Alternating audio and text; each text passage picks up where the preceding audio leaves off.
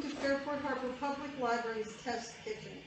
The Test Kitchen began about a year ago, and we formed a partnership with the library, Old Familiar Ways, which is a wonderful herbal shop in town, and our favorite vegan chef and award-winning owner of Wild Sport, whatever the name of that truck is. To actually cook things that could be found in the food pantry and on food trucks that were readily available, and everything is vegan, proving that it tastes good, and you can do more with lentils and beans and make soup out of them, and we don't have an oven. So a lot of this, all of this stuff is stovetop. And our hero, Lee McGrelly, is going to make this wonderfulness happen. You want more squash in there? No, not for right now. Okay, I am her trusty sidekick who drops things and tries not to break things. You do your thing. I do the best I can. You ready? Yeah. Okay. What's our spice this month? Our spice this month from Old Familiar Ways is called I think it's pronounced Berbere. Berbere. I think. I keep calling it carpet or other things. It's spice. It's an Ethiopian spice, and it's got a kick. It's got a kick. Yeah, it does, and I didn't know anything about it. It's a spice blend, which means that if you buy 5 different kinds, it might taste 5 different ways because it's just put together by whoever's mixing them. So this one has some chili powder in it. Not all chili powder is spicy, so there's probably some mild options out there. But this one happens to be hot, and we're going to go with it. It has a lot of flavor. It's almost like taco seasoning, kind of. It's almost like curry, kind of. But it's definitely its own thing. So we're basically making curry, but we're going to use the Berbere instead of curry powder. And so that means, along with pretty much everything we do in here, you can use any ingredients that you want. Or happen to have. Yes. The best part about the spice we use every month is it's here at the library for you to come and pick up. And this will last you a long time. Thank you, Old Familiar Ways, for the generous helpings. And you see me standing here sniffing this stuff, it's because it's so rich and wonderful. You can smell it right through the plastic bag, as with all of your spices. Yes. I'll let you add them. Okay, cool. You can stir onions. So, I'm good at stirring that. As always, every time we use onions, I put them in the pan first so I get that super strong onion flavor to evaporate out of the water so that you just have onions in your dish and not an onion flavored dish. So while that's cooking, I'm going to chop up this cauliflower. So we are using a little bit of onion, cauliflower, chickpeas, and green peas for color. But you can add potatoes, carrots, broccoli, eggplant, any vegetables you want. So I've gone ahead and cut the big part of the stem off of the cauliflower, and then we cut it in half. You can see that there's like a central core, and we're just going to kind of cut the florets off of that. We want the pieces to be fairly small so that they cook quickly. And this is going to be a pretty easy one if you pay attention. So the first part is just getting your vegetables cooked. It's super simple. Cauliflower is inexpensive this time of year. It's cauliflower season. Yeah, and you can keep those stems, the part that you cut off, save that for soup. It's the easiest thing ever. Just cook it in a pot of vegetable broth or even milk or whatever. Add some potatoes if you want, and just put it in a blender and puree it down, and it's the simplest thing ever. And we don't have to waste our core that way. You have the heat on under this? You do. I do. Is this going in here eventually? It's not. It's kind of like a side thing. Yeah, does it have a lid? Oh, it's unstirred. Okay. Does it have a lid? And we do probably have one. It doesn't have that. No, but that's okay. You just need it to be warm. That's all. So we'll get to what's in that little pot in a second. Okay, so the cauliflower is going in.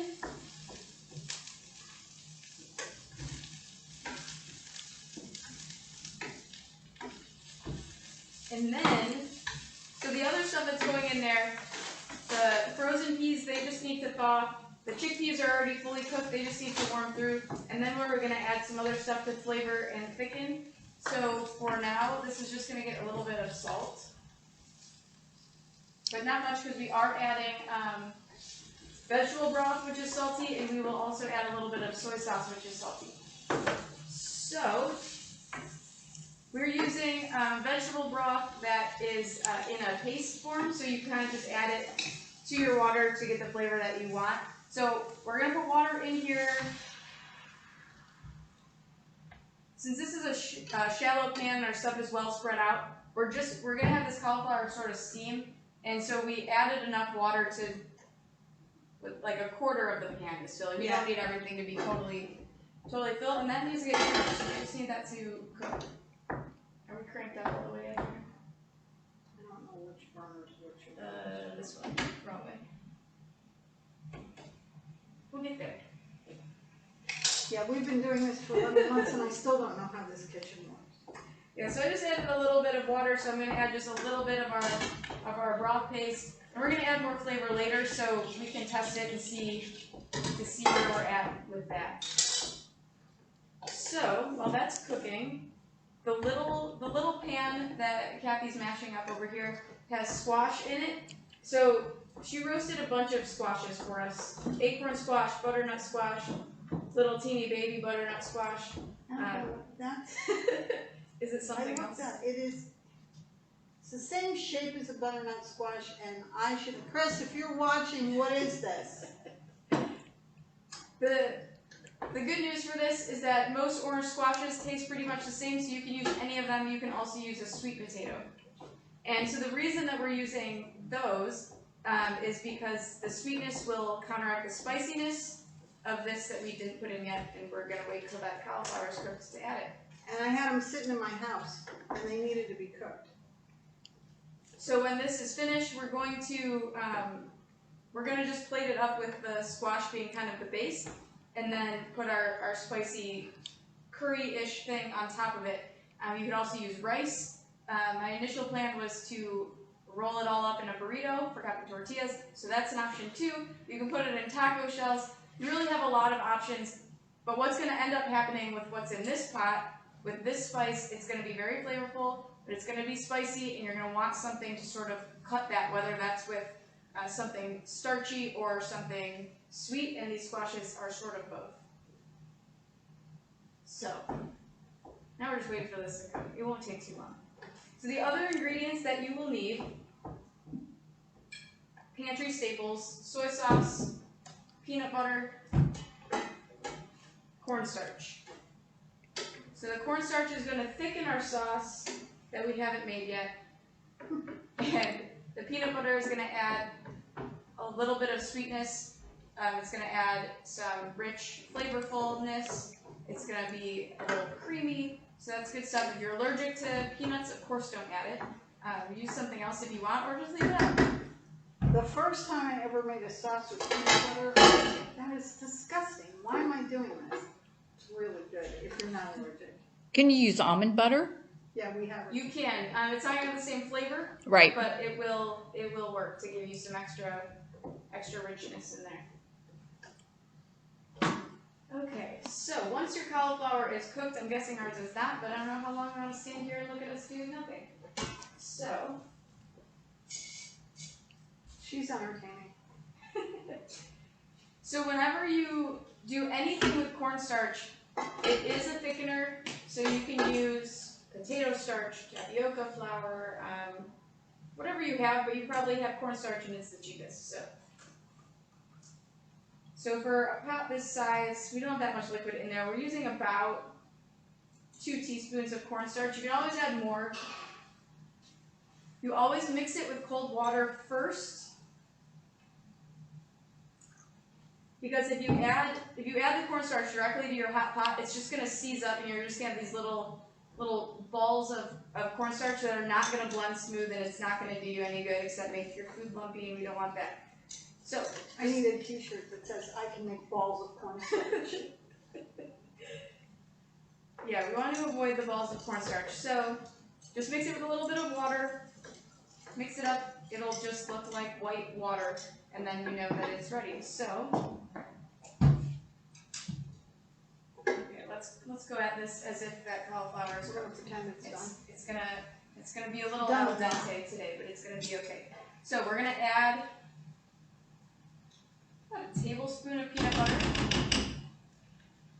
One of the biggest thrills of doing this is I love the confidence with which she moves. It's gonna be fine. And it almost always is fine. Yeah, you're gonna taste it. Carrot. The stuff I make is almost always fine. And then the soy sauce, we're just gonna go a couple splashes.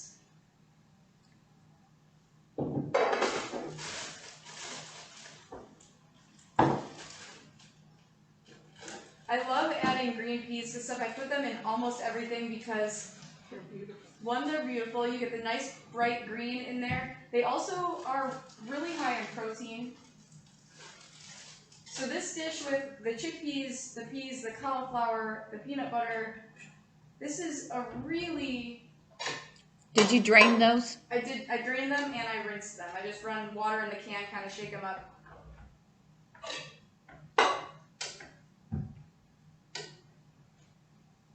Trying to escape. We're going to... We don't have a tasting spoon, do we? We're just gonna... I'm gonna guess that it needs a touch more of our vegetable broth flavor.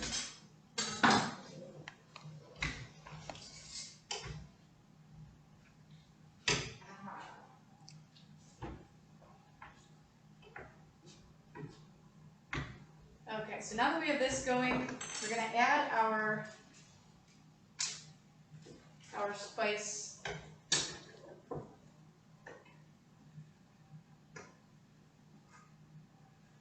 Okay, is that a lot? That's gonna have a bite. This is gonna be a spicy dish. Yeah, we're not trying to shy away from it. We're not really trying to hide it. If you don't like spice, I would just suggest that you skip this one. You can use a really little bit and have it be more mild, but you're also then gonna miss out on a lot of the flavor. So all we're doing here is mixing this up to the point that we can't see a bunch of bright red sitting on one little bit of cauliflower.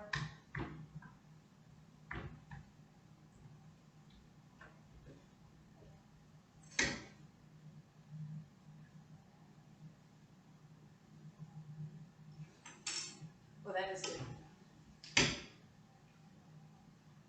And then we need this to ideally be simmering so this cornstarch thickens. So we'll see if this can round as high as it goes. This pan is just too big for the burner, but I want it to... It's easier to do this in a shallow pan where you have kind of one layer of stuff, because that way when you add your water, you can see how much sauce you have, because you don't want this to be really soupy. It's going to thicken up and just be a nice sauce that coats all the vegetables. So you can see, maybe you can see, can they see? Mm-hmm. Okay, so you can see how right now it's liquid, it's pure liquid. It's no thicker than water at this point. And then once we add the cornstarch, it's going to thicken up. That's nice and not too hot. Did you just taste it? Mm-hmm. All right. Not too hot. A tasty piece of cauliflower.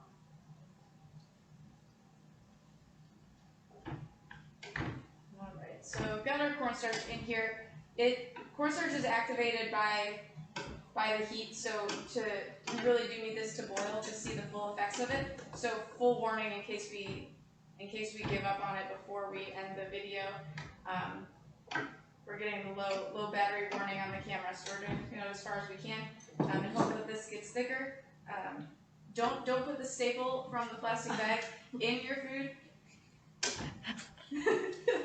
Good thing I saw that. Yeah.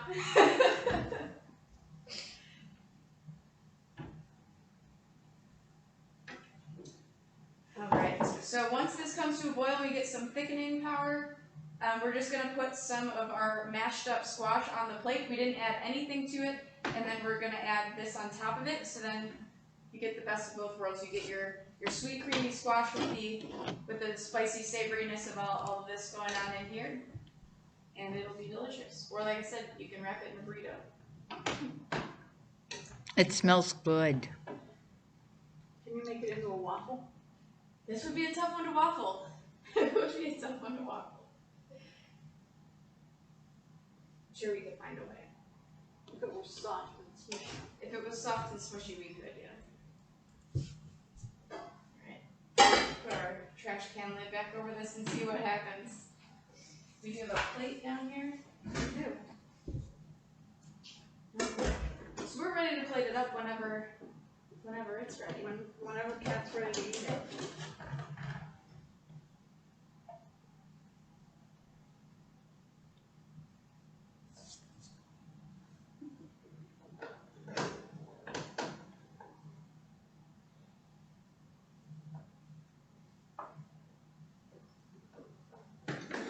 The watch pot never boils, so we're not helping ourselves by standing here and staring at it. We're not. But yeah, so this is commonly used in soups and stews. Pretty much any combination of vegetables you want to use is gonna work with this. We tried to look it up in our flavor Bible, which is an awesome book that you can check out here at the library.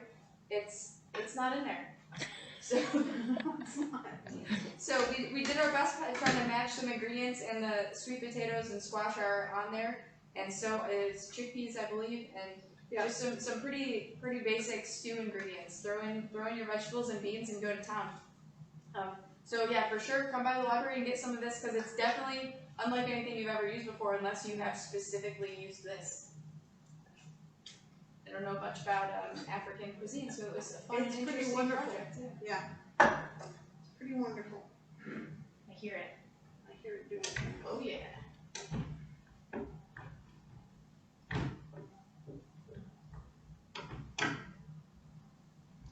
Okay.